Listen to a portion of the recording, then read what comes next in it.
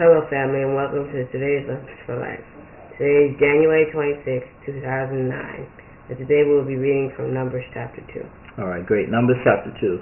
And we read Numbers chapter 1 yesterday, and there was some important things we learned yesterday. I think we could follow up on Numbers chapter 2, which has some more stuff.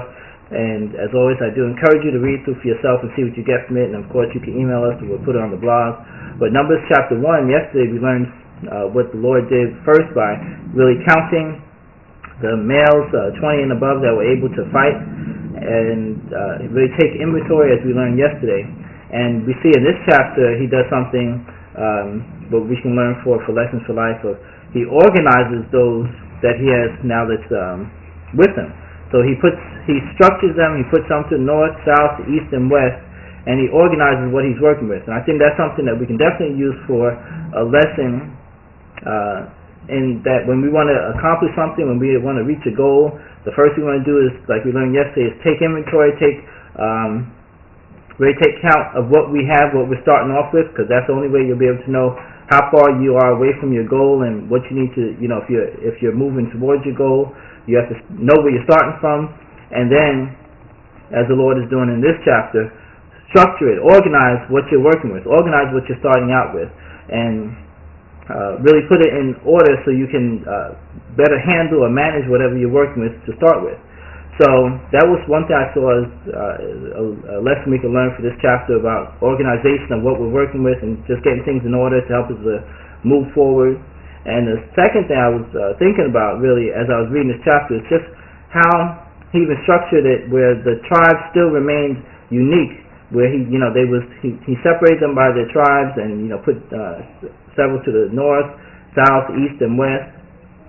But he kept them all by their families. He didn't just jumble all 600,000. How many he was working with? He didn't just put them all together and say, okay, well let's put 50,000 here, 50,000 there. No, he kept them unique by their tribes and by their families.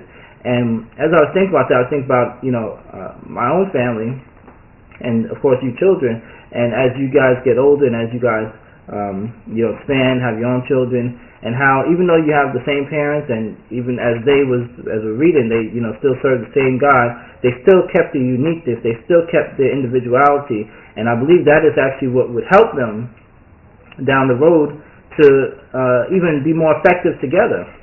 Because if you think about it, the example I come up with is, you are good at certain things, and then your brother Isaiah, he's good at certain things that you might not be good at, right?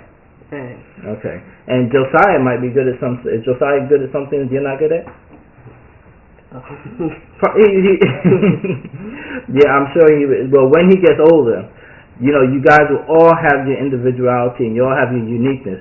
So, you're going to be good at something. Isaiah will be good at something. Josiah will be good at something. Zephaniah can be good at something. Even though they can be all different things, but that's how you can actually work well together, by having your uniqueness and having your individuality, and then coming together. Even though you have the same parents, and we, pretty much teach you guys the same rules and teach you guys the same lessons, you guys will all learn individually, and uniquely. And that uniqueness, I believe, will help you as you get older and as you mature, because you'll be able to help each other that much more. Because, for instance, if you think about it, if you and you guys have been playing that Rock Band Guitar Hero game a lot, if you were good at the guitar, and Zephaniah was good at the guitar, and Isaiah was good at the guitar, and Josiah was good at the guitar, and Sophina was good at the guitar, and all of you guys were good at the guitar, you couldn't form a band, right? No, because everybody playing the guitar, you can't form a band. But let's say you're good at the guitar, Zephaniah's good at the drums, Josiah's good at singing, and Isaiah is, he's good at the flute or whatever. You guys are all individually, you can put together, and then you can form a band, because you guys are uniquely, talented. But it's all individual. Even though you guys have the same parents, your uniqueness will actually help you to complement each other. So that's one thing I was thinking about with this, is that he kept the families separated, even though they was all going to be working together as the children of Israel, but they was separated by tribes, And I believe that's one thing that would help them even as they progress and as they go along, is that uniqueness, well, it's supposed to help them, I should say, is that uniqueness of the individual talents. So that was the second thing I got from reading this lessons for this chapter, Numbers chapter 2 for Lessons for Life.